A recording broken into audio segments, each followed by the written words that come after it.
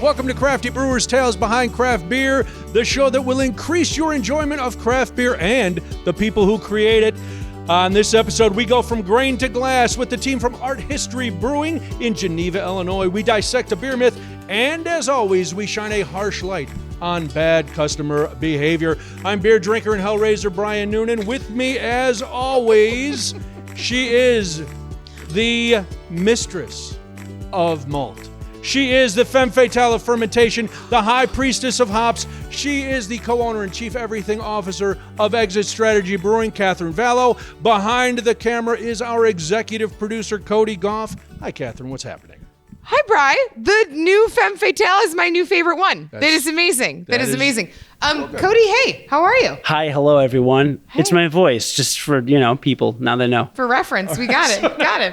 So now if one of us has a stroke and you can just jump in, people aren't going to be shocked by your voice. Not at all. It is very exciting to welcome our guest this week. So exciting. For a number of reasons. Carolyn Stephens is the head brewer of Art History Brewing Company. They are on State Street in Geneva, Illinois. You can follow them on the web, arthistorybrewing.com, Insta and Facebook, Art History Brewing.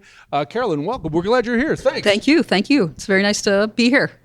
Super excited. I'm very excited. I just think it's great. Catherine's very excited. I am very excited because it's also our first female brewer that we've had so far. So this is huge. It is huge. And I figured we'd ease in. But you've pointed out the obvious. Carolyn, it is very exciting because, and we will get to this more, you are our first female brewer. There aren't too many of you running around, so we're glad we caught one of you in the wild and dragged you in here. We always Sounds fantastic. No, it's true. We always start the show by talking about a beer myth. And as I was doing some research on you and Art History Brewing, this one popped in. So, Katherine, maybe you can start with this, and Carolyn, feel free to jump in. There's a lot of talk about glassware. Yes. Does the proper glassware enhance the beer drinking experience? Yes, we're going to say that. So normally when you and I start we're busting a beer myth thing and get into that, I am immediately like, no, this myth is ridiculous. This is one of those myths that is not ridiculous. This is something that's got a lot of truth to it. But I also think there's two ways to go on this. I do believe that there's some glassware that's just plain universal that any single beer can be served in, truly. And then I believe that there is glassware that will enhance your enjoyment of the beer that you're drinking. And I think one of the great things about doing this myth with Art History is that you guys are very, very into proper glassware and beautiful glassware, which is wonderful to talk about. So in proving this myth to be true instead of false, let's walk through some of your favorite styles of glassware and what beers go in them.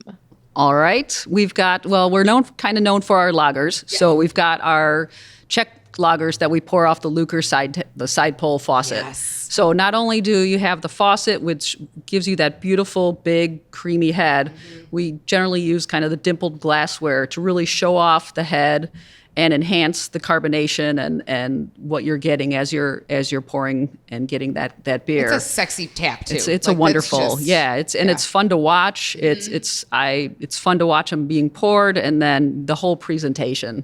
We also have a Hefeweizen that we brew every year, and we use the fluted glass, which really enhances the aroma, that banana and the phenols that come off that beautiful hef. Is that, and I don't mean to interrupt, is that the reason for the different glassware?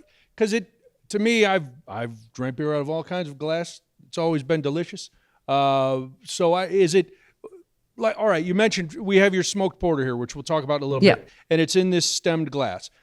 The benefit of this, you said, is so people will get more of the bouquet. I feel like it really enhances the aroma with that big open top like that. Okay. You can really, as you're bringing it in, take a nice deep breath to really take that in. I also kind of like with a stem too, because I'm big on serving porter, and I really like that these are out now because I'm big on serving darker beers warmer and letting them open up and letting them really develop into the glass. One of the things I like so much about a stemmed glass is that you can actually get in here. Like if it's not warming up quick enough, you can just get right in here and hang on to it for a quick minute. Right? Yeah. But you can't, a tapered bottom is nice to do that, especially with a darker beer. Yeah. I've always said a tapered bottom is nice, but I cannot with you. All right. Okay. So what's the the difference between this and say a tulip glass, where it's wide at the bottom, but then it kind of narrows at the top and then opens up? Very similar. I love that style too. Belgian styles also pour really well in there. We also have a beer engine. We do a lot of pub ales is a big part of our program.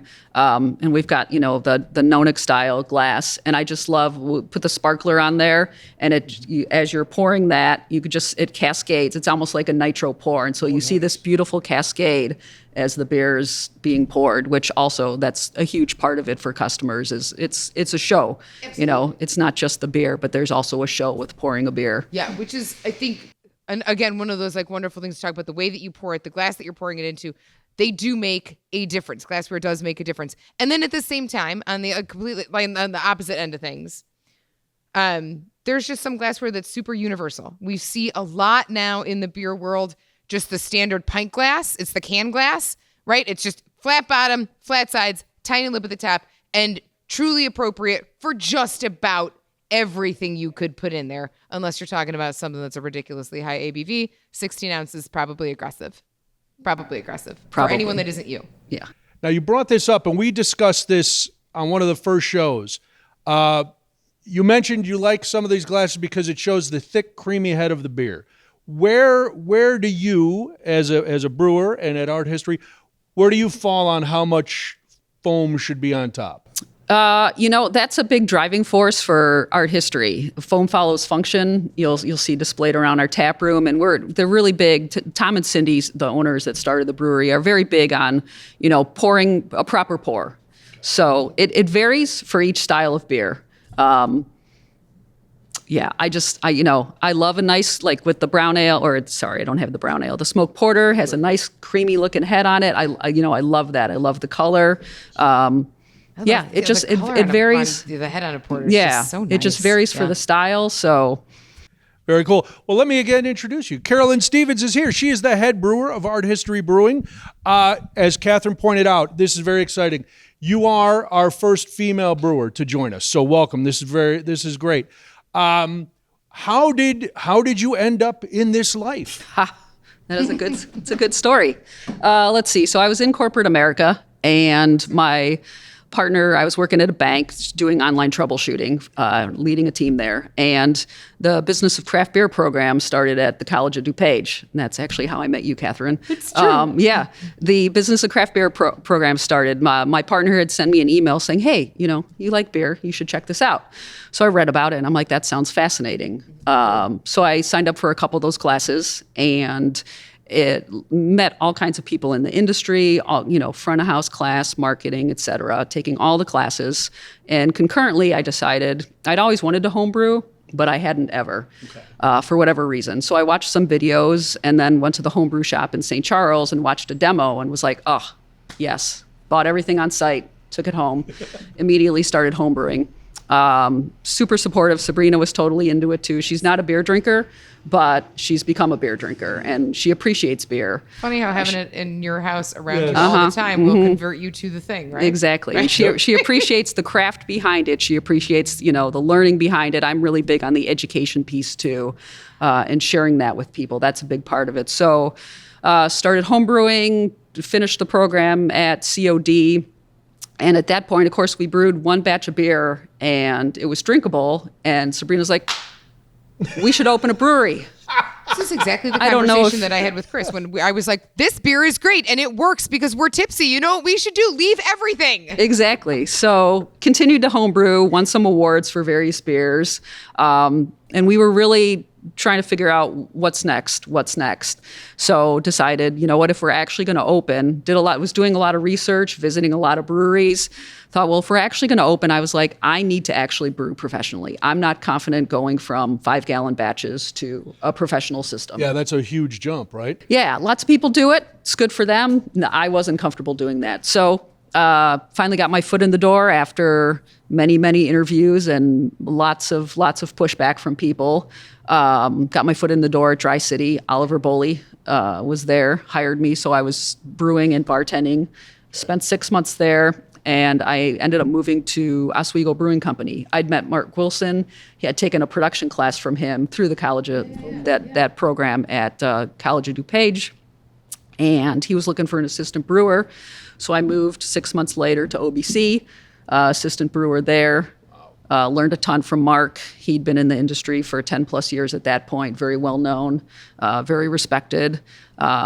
Within a couple years, I was at OBC for about 3.5 years. During that last half, he moved with his family to Texas. I became head brewer there. So spent 6 months there, as head brewer, doing all the things, packaging, brewing, managing. And then the opportunity at Art History opened up. They were in the process of opening a production facility just around the corner called Geneva Lager Works, where the focus, Greg Brown, who's the director there, who was the head brewer at Art History, they were going to focus on brewing lagers. That's his passion. And they've seen a lot of success with that, and they were growing their presence in Geneva with lagers and throughout. So they decided that, hey, we'll open this facility, and we're going to need someone to replace Greg. So I had actually met Greg doing a collab at OBC, and about 6 months earlier, I was like, well, what's going to happen? And he's like, oh, we're going to need to hire someone. And I was like, oh, okay, we'll see. I'm someone. So yeah, fast forward 6 months later, I knew Katie too. Katie Hoffman had moved to Art History as well. So coming up on a year there now on Halloween. That's my 1 year anniversary. That's amazing. Very excited to have been there, but to be there. I'm sorry. It's been a year, but yeah. So yeah, that's... that brought you in? Yeah, that brought me in. Fantastic. I want to go back to the beginning of your story. Yeah. Where you mentioned pushback. Yeah. And it's got to be because there aren't a lot of female brewers. Right. It's a very male-dominated industry. Yes. What's that initial thing where you go, listen, I know how to do this. I'm qualified. What kind of pushback were you getting, and how did you find the people who were willing to go to not see gender, to just see qualification? Yeah, that's tough. Yeah, I didn't have any experience. Home brewing, completely different. I mean, it's the same, but it's different. Right. Yeah, I don't know. I would just go into these interviews and have these discussions with people, and the lens that I'm looking through is not just brewing, but if I was going to run this business, like I'm coming to it as if I own this business, here's I'm going to do things to help the business. It's not just I'm not here to just brew. So I really felt like, people were looking at the lack of experience. Obviously, the female. There were a lot of comments throughout the process about, well, you're not going to be able to lift that or carry that or do that. And I was just like, well, you don't know that. Like, we're just sitting here talking. Right. You haven't seen what I can do. Sure, I'm sitting in a chair. Yeah, good. But go ahead and give them the flex. But hey, assumption, I appreciate it. But go ahead and so do much. that. And also, I was in corporate America, and there were a lot of conversations with people where, well, you're going to take a big pay cut. Is this really what you want to do? And again, that's not your decision to make. Exactly. That's my decision. Yeah. Those are the kind of questions that they're hoping that you will say, oh, yeah, and then they don't have to go, well, we don't want to hire a girl to brew our beer. Mm-hmm. Yeah. So, yeah, there was a lot of that happening. I don't know. I walked in the door at Dry City, and I walked into the space, and I was like, this feels really good. Mm-hmm. Like, I felt like I belonged there. Had a great conversation with Oliver. He came into the industry with zero experience too. And I don't know, the two of us just clicked. I drove home that day, and I was in Wheaton. I live in St. Charles, and so it was close, but I called Sabrina on the way home, and I was like, look, we need to have some serious conversations because this is actually going to happen. So we need, if this is what we're going to do, I'm going to get an offer. Right. I really feel it. So, Step and I did. And exactly. How do we address we got to do it.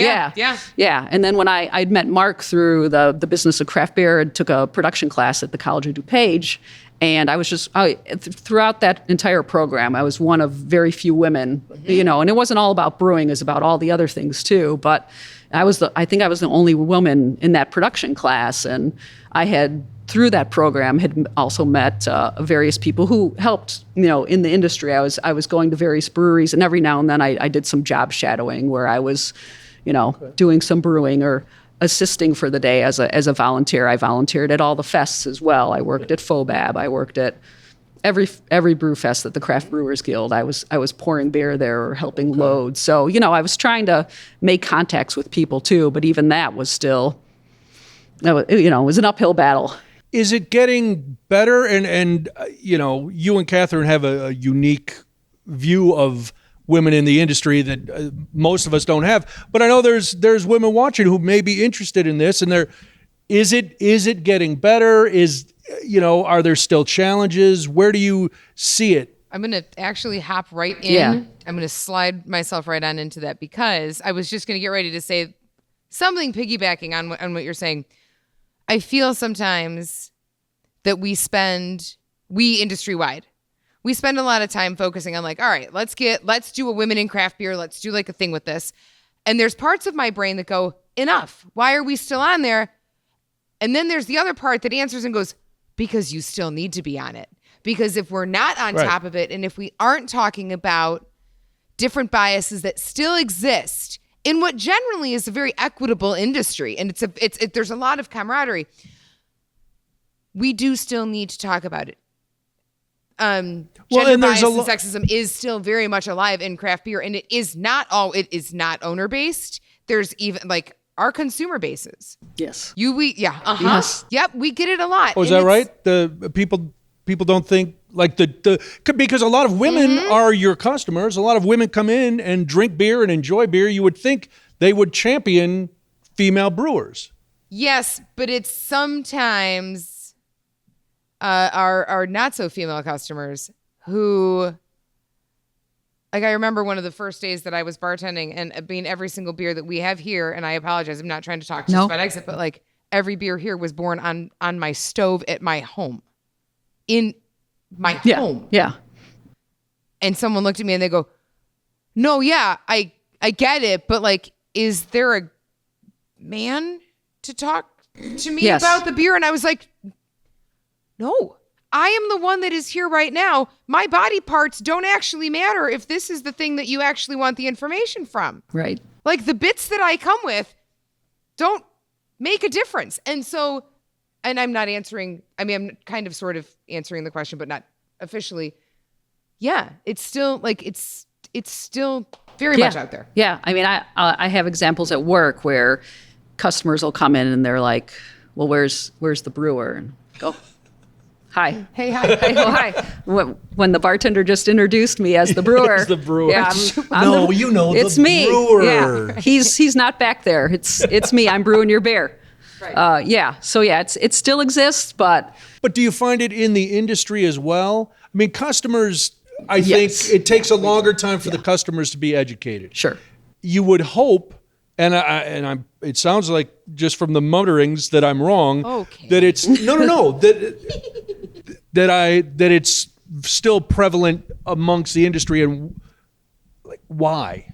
I guess I don't know why. And especially after all this time. Right. I don't know. Yeah. I don't know why. It still exists. I would say, 90-some% of the folks I've not had any issues with. Like, people know me.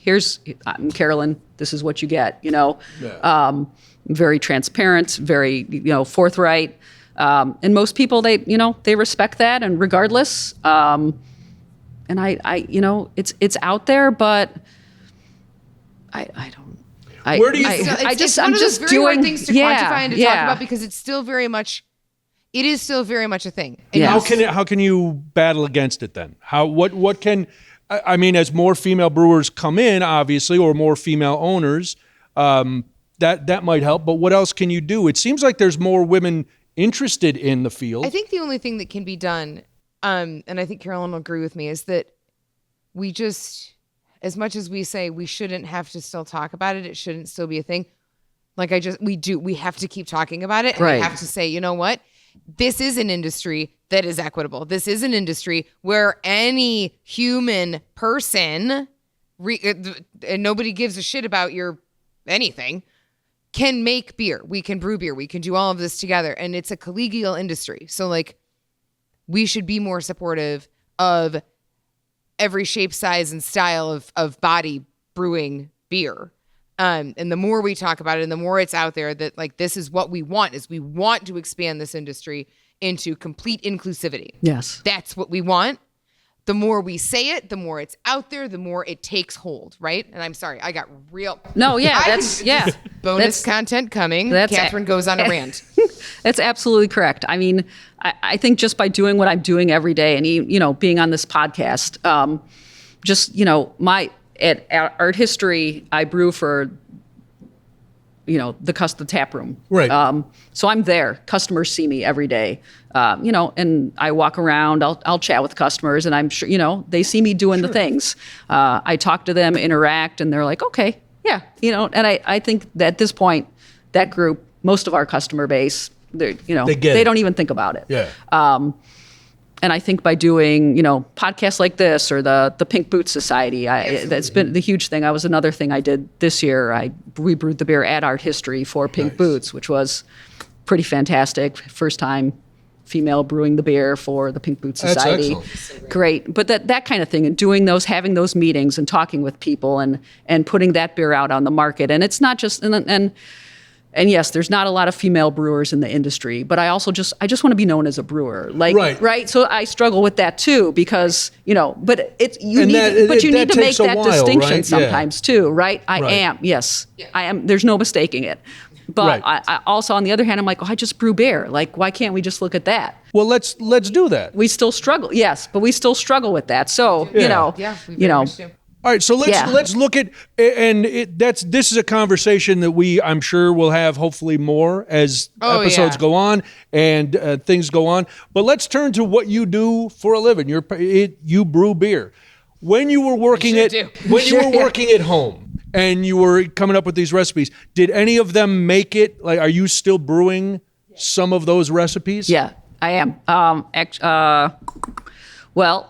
There's a brown ale that I slammed on the table. There's a brown ale that I brewed earlier this year that I'm going to bring back. That was one of my homebrew batches that I kept refining over the years. So that's made it into production finally, which I'm really excited about. I'm going to be brewing an English porter for our pub ale program that I can't wait. That was something I had brewed as a home brewer. So I like to focus on like the classic styles as a home brewer and to get those down.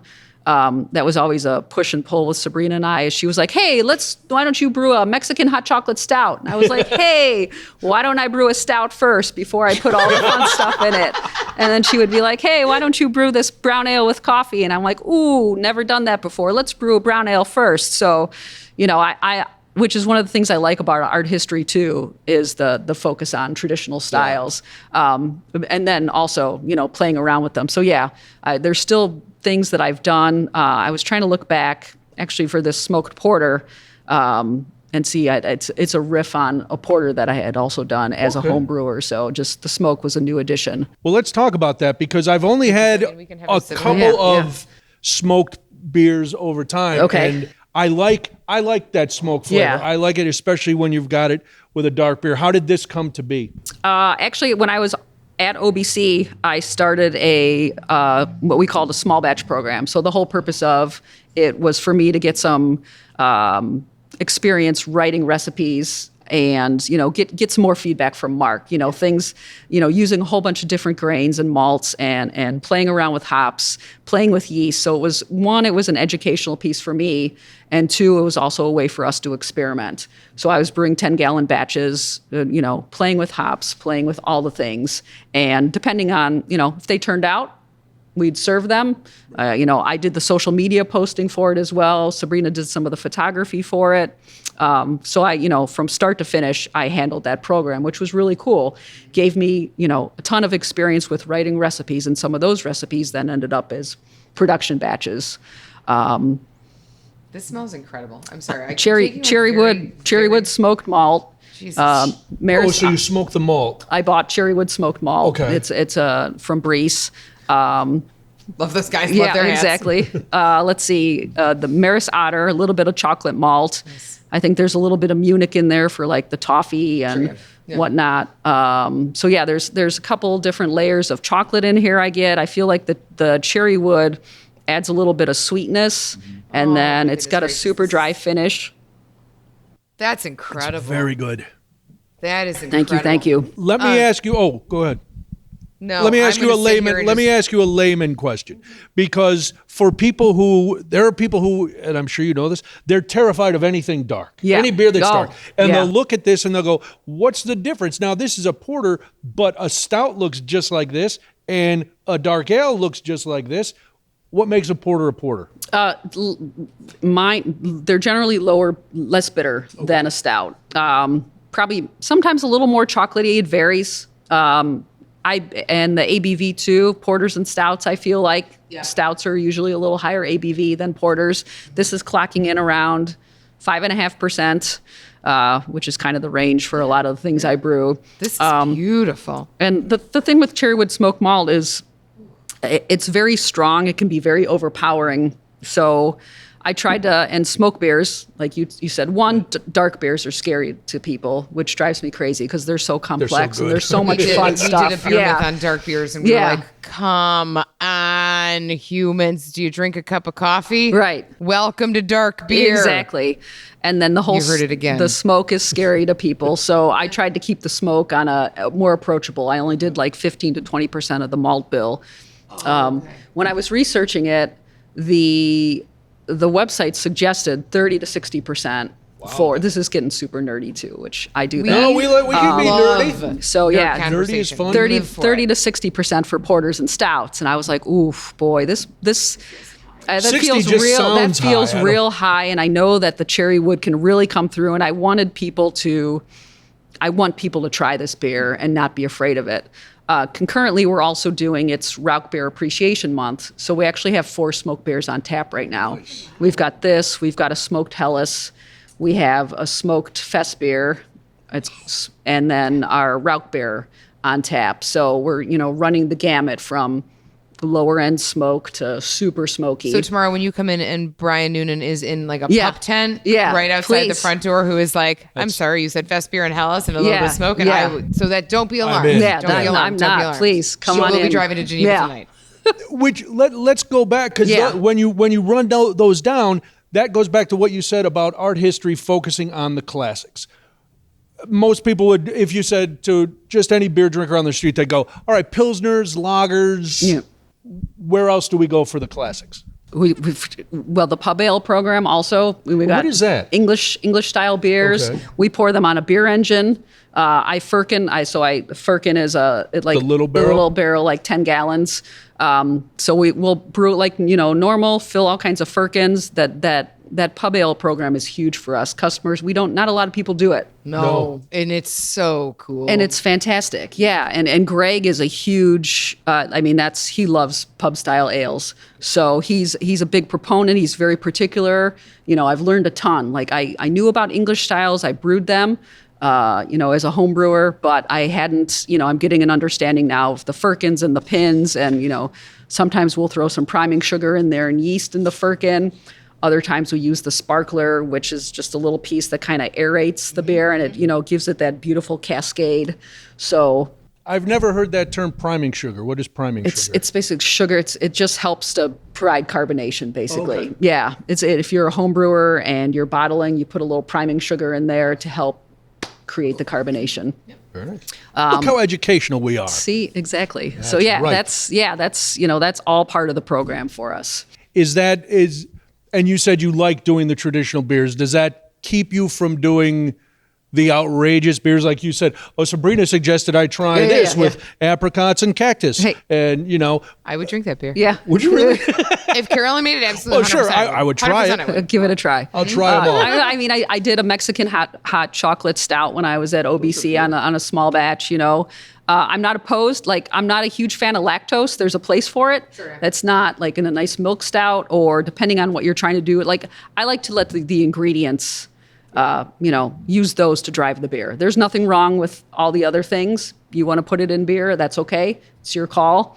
But I like to let the ingredients shine through and give you all those flavors. Like, that's one of the things I love. You were talking about dark beers. Like, I love the complexity. I love that. We'll talk about, Wry Expression also. But all the different layers of chocolate that you get just from the malts. Like I didn't add any dark chocolate. I didn't add bittersweet chocolate. Like it's all there in the ingredients, and it comes through the process and the ingredients that you're using. The hops that you're using in a hazy IPA give you those big aromas depending on what hops you're using. Like that's all part of it for me for developing my recipes. Very cool. Well, let's take a couple minutes and talk about Wry Expressions. Okay.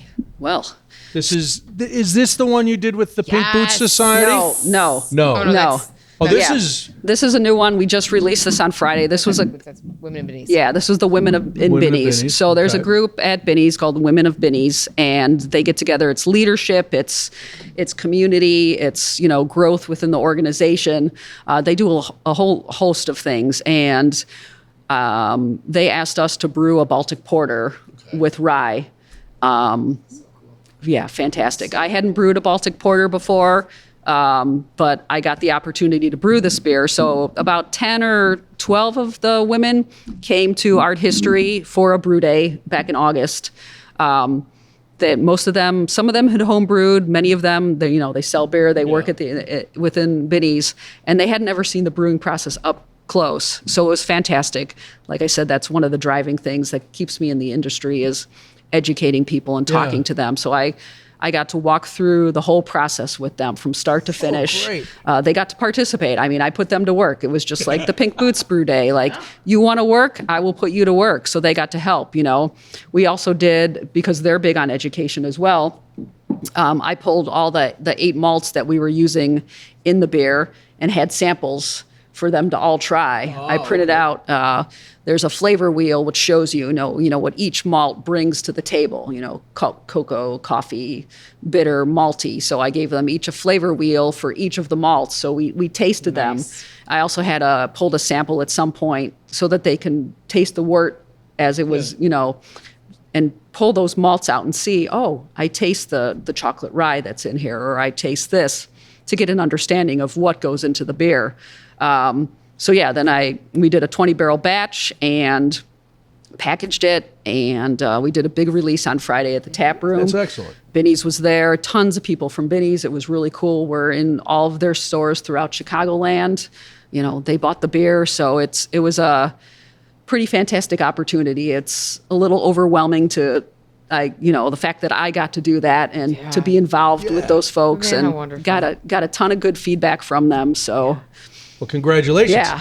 All right. We ask every brewer who is with us. And real quick, before you do that, I am going to sneak in and I am going to grab that can because you're all drinking something else, and I will sample it while you ask these questions, and then I'll tell you, I'll talk about the beer. Oh, you will? Oh, you'll take this hit and sample this beer? Okay, wow. You're going to that try sounds some great. Wry Expression. I'll try the Wry Expression. Thank you for volunteering this tribute. Yeah. Come on in. I'm appreciate watching the clock, and now all of a sudden you're throwing it away off. You're the one who set the schedule. Our listeners like to know what the beers taste like that we're sampling. They sure do. And after talking about it, Well, good. Then while you're doing that, I'll pour myself a little more smoked porter. I'm going to finish my glass. Okay, everyone ready? You want to? I'm going to go ahead and I'm going to finish my smoked porter. There goes Cody.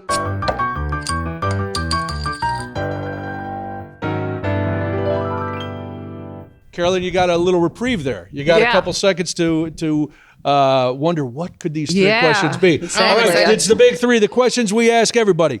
Number 1, the hill you'll die on, a style of beer that may be popular, people may be clamoring for it, but Carolyn Stephens is going to say, I got to pass on that. No chance. That is a tough one. I'm open to brewing pumpkin beers. Great job. I feel like pumpkin beers. Some people. I feel like that's a divisive one though too. But a lot of people. Sorry, as I stumble over my words. One of the reasons that's front of mind is as I had a bunch of friends who came in to support on Friday for the release, and a couple of them were like, well, do you have a pumpkin beer on tap? And I was like, you're like, squash doesn't belong in a beer. It belongs in a soup or a scone. No, Thank you. Bye-bye. I won't be brewing a pumpkin beer. All right. So I like that. I'll just leave it at that. That is a good answer. That is a great one. We haven't had. I'm very excited that we had pumpkin because that's been on my list of like, please say it, please say it, please say it, please say it. I used to like pumpkin beer. I don't anymore. And not just from right now. If they're done well, And I don't have a desire to do one. There you go. Again, squash, soup and a scone. Yeah. That's it. That's where they belong. Question number 2. Yes. Is there a beer that you've brewed and it might have worked out great? People might have liked it. You might have liked it, but something about it makes you think, I just don't want to brew this one again. No. I No, feel no. like, I think I like just about every beer that I brew. It may not be a style that I like, or maybe there's a hop or something in there that I'm not a huge fan of, but the beer itself is solid and good and people like it. And I'm like, not my favorite hop. The people like it. I'll brew it again. Perfect. So yeah. So democratic and lovely. Yeah, great. that's We love nice. it. We love All it. right, the final question. When you go home after a hard day or on the weekend, what is your go-to beer? And if it's one of yours, that's great. If it's not one of yours, even better. It varies. right. I don't have a go-to beer at home. Oh, no? Yeah. Does it depend on mood, weather? Yes, it depends on all those things. Also, I'm a big bourbon and whiskey drinker. There you so if I'm not drinking beer, I'm probably drinking bourbon or What's whiskey. your bourbon of choice? Shouts to Jess Phillips, who also feels all the the very same way. bourbons. All the bourbons. Yeah, all the bourbons. All the I'm open. bourbons. I'm still learning. I feel like I have a lot to learn with whiskey and bourbon, so I'm all, yeah. But Very nice. this is my favorite time of year, the dark beer, brown and dark beer. So this, yeah. But it's so heavy. It's so I heavy. can't drink it. It's dark in color. Good. Oh, More for me. Lord. Let them sit there Right. and whine. Carolyn Stephens, it has been lovely to have you. Thanks for being here. Thank you very Carolyn much. is the head brewer of Art History Brewing. They are at 649 West State Street in Geneva, arthistorybrewing.com. You can follow them on Instagram and Facebook at Art History Brewing. We want you to stick around because this is where Katherine gets to vent a week's worth of frustration. I'm sorry, it's not? It's Like not a where you... lifetime. All right, a lifetime of I'm joking, frustrations. it's not. If It's not we're anyway. going to quibble, this is where Katherine shines a light on bad customer behavior. Well, first of all, Cody, are we on to Rye? Oh yeah, What? Yes, it's very good. Wonderful. Could you Wow, bring is the that can? the- Could you wow, bring the thank can you. back? That's, Cody, can you bring the can back out? Yes, I'll bring the can back over. So Thank you. what I'll say about it is I definitely get the chocolatey flavor, which I love. Typically love heavy, crazy 15% barrel-aged stouts. Yeah. And what I love about this is a beer I could actually open and drink and not get destroyed. I could actually take or leave porters, but this has a lot of actual real flavor in it. Yeah. And there's depth to it and stuff. So I think I may need to pick up more of these. And it's right there in the middle, 7.3%, about there. halfway Yeah, to where I'm exactly. used to. Cody's middle. Yeah, I was going to say. Cody's middle's a little higher My than middle's a lot of our a little middles. rough. It is. but Yeah, it is. Well, head to Binny's. It is Grab very it while nice. you can. Yes, Thank you. I'm very absolutely. excited. I'm very excited to try it. I'll bring it over right now. That sounds great. All right. So today isn't so much about a specific bad behavior. Things to date have been babies being shuffled down the shuffleboard, like a baby being thrown down a shuffleboard table, It's fun. calling me the help, all kinds. There's been a lot of thing. Yeah. Toilet paper theft, bonus episode. Overcharging by Yeah. 26 cents. Overcharging by 24. Oof. 24. With interest. Oh, sorry, with interest, right, and cost of the stamp. That's And right. There's been a number. Today is more, and it's something that's so universal to anybody that has owned a space that has an outdoor component. Art history has got, you guys have Yeah, an outdoor we do, component. yes. Yes, you do. And a lot of outdoor components were birthed from COVID and from the pandemic, where you could definitely 100% not eat indoors and inside walls because then you would get everything bad. But you could, in fact, eat outside in the world and nothing would happen to you. Fine. Great. Sure. So a lot of us in the industry were like, ooh, I have a scrap of land. I will make it into a patio immediately. The minute that you open yourself to anything outdoor related with other humans, they instantly assume that you are in some way, shape, or form able to control the rotation of the earth and the position of the sun, which I think is interesting because there's not, to my knowledge, maybe Elon Musk, but probably not. There's not a person that can actually control where the sun is in the sky. So we get all the time, can you move this into, where is the sun? Can I move this to be in the sun? Where is the sun? Why is it not sunny today? Why is it so gross today? Why isn't it warmer? I'm not sure, but I'm cold. And this is one I've heard recently was like, I am really chilly. And I was like, did you bring a sweatshirt? Did you layer? And we talked about this prior to the episode starting. Did you remember that fall in the Midwest will hit you like a smack in the face? And then you will remember that you need to take a vest and a hoodie places, and it's okay. And it's the idea of like, well, can you please make it warmer for me? I cannot. I am in no way, shape, or form, even a tiny bit. Can't they just walk in? Oh, to the inside space? Because you have an inside space. As do most places that also have the outdoor space, because the outdoor space was an extension of the inside space. And it's very like, it's one of those maddening things that we just have to kind of grin and bear. But dear people of the world, do understand that the humans that own and operate the businesses that have outdoor components cannot bring you the sun. I can't do it. I have tried and failed, and we can't do it. Can you make it stop raining? No, I cannot. I can't do this yet. Like, and it just, yeah. So dear everyone that's ever once gone to a place with an outside, just, we don't have this kind of, I mean, I'm sure you guys get this. Yeah. Well, they seem to think it's their house too. So we find that they rearrange things. Oh Lord in heaven, if you touch my furniture, to their I will liking. absolutely end your life. Yes. So that's a thing for us too, is a lot of rearranging of furniture. Or please don't touch that, because it doesn't, you shouldn't drag that across the patio like that. Moving things. Please. Yeah, no, this is in fact, I really like, this is not your home. Yeah, it's not your house. Sorry. No, you want to rearrange your furniture, have at it like home Yeah. edit. We appreciate all kinds of interior decor. Exactly. Go HGTV. Don't HGTV my shop. Right. Like, I'm that's going to where we say live, this, and Catherine, this is my opinion only. Oh my Carolyn and goodness. A lot of people are stupid. A lot of people are stupid. Yeah, I didn't exactly. say it. I love everyone. Cheers. I don't love everyone. Listen, I don't not love the stupid, but let's point out that they're stupid. It's okay. No, All right. I mean, we've all seen the general population, and I am definitely not the brightest star in the sky, sharpest knife in the drawer, or the whatever. If it was raining when you left your house, it's going to be raining when you get here. And if you don't have something to wear, Oh dear God, is that then good? look up like a turkey and drown. All right. On that What happy note, did you say? I said if it's raining and you don't know what to do, look up like a turkey and drown. Turkeys will look up at the rain and they'll drown because they're too dumb to get out of the rain. Is that real? That is real. I used to raise turkeys.